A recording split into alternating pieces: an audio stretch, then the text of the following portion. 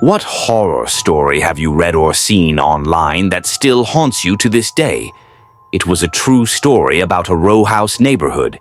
It tapped into a pre-existing fear. It was about a woman who lived alone in a row house where the basements were separated by a simple, brittle dividing brick wall. Her neighbor was a mentally unstable man. He was odd and stayed up all night making noises that she could hear, but she dismissed them as normal sounds from a shared wall with an oddball. At times, he would harass the lady for nothing at all by pounding on the walls in the night and watching her in a bizarre way when she would leave, return home. One day, she stopped showing up to work, prompting her workplace to request a wellness check. The police went to her house but found it empty.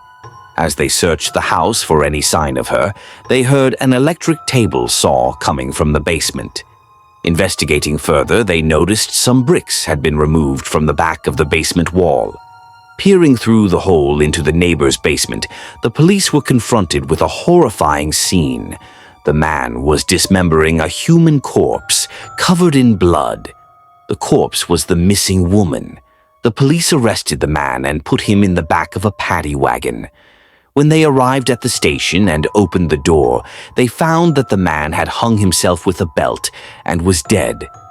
Having lived in many places with shared walls, this story has always haunted me.